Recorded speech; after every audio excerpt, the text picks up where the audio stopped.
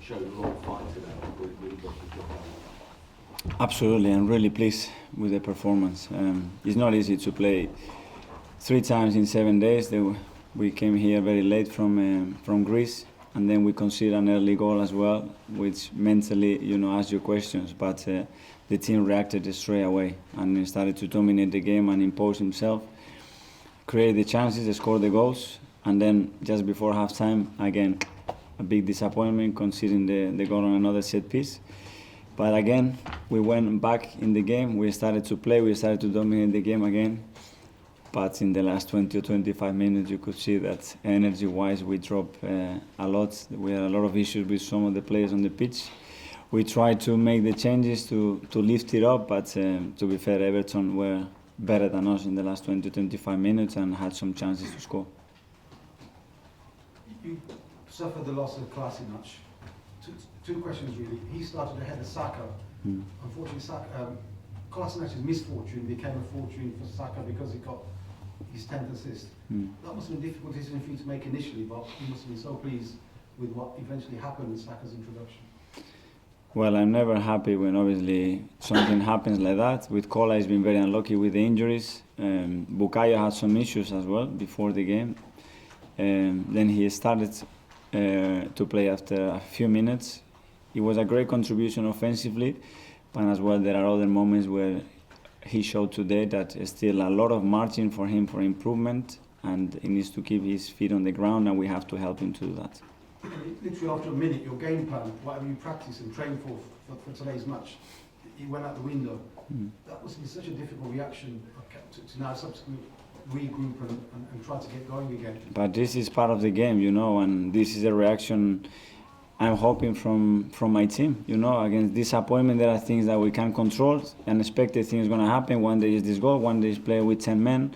Another day will be the referee, but we kept going, we kept trying. We started to do the things that we talked about, and we generated the chances and the type of game that we wanted. Mikel, what can you say about Aubameyang and how important he is to you, do you think? I'm so happy with him, obviously, because he's scoring very important goals from us. But as well, as a captain, he's giving a great example to everybody else, that a player of his caliber is able to work the way that he's working defensively, because the demands to that every 3 days are big, and he's willing and he's happily doing it, and I think it's paying regards to him. What do you think when you read stories about him being wanted by every other big club in Europe? That they are completely right to want him because he's a superb player. He completely deserves to be liked by other teams, but hopefully we can convince him that this is the right place for him and he has a future here. Do you think performances like that and victories like that are going to help him to want to stay, to want to sign a contract? Hopefully, not just the wins, but as well what we are trying to do, that he really enjoys on that pitch every time he goes, that he feels very much part of what we are trying to build here. And I think he's with that mindset at the moment. Mikel, I think you said to TV that before you took over here, that you had questions about Oba. Could you just elaborate on that? What you had concerns about his attitude? I had 2 questions. One, it was he doesn't want to do it, or he cannot do it physically, So once I found out that physically he could do it, it was just about convincing him that he needs to do it every 3 days. And he's showing that.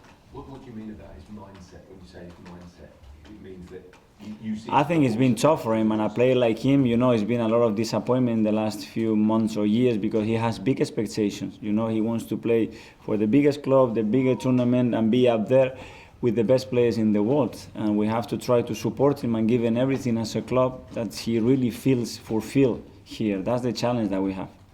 You talked about convincing him to do it every 3 days. How did you do that? Was that through one-to-one conversations where you gave your vision to him?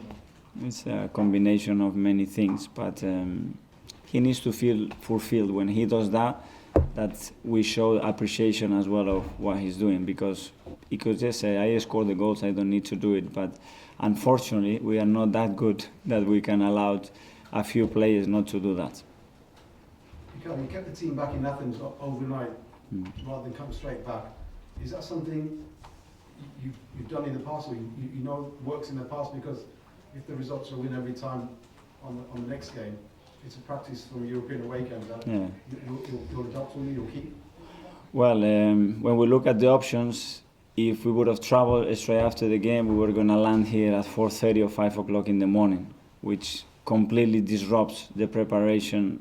First of all, the rest. Second one, the way they eat, because on the plane is not the same in the hotel. And then the way they rest in the plane for 2 or 3 hours, then go back home. And I don't really like it. I like all to stay together there, eat well, sleep well, travel together, start to talk about the next opponent, or review the game. That's what we did in Olympiacos. And then fresh minds, go home, and next day ready to start again. Last one, Nick. Mikel, can I just ask you about Mesut Özil?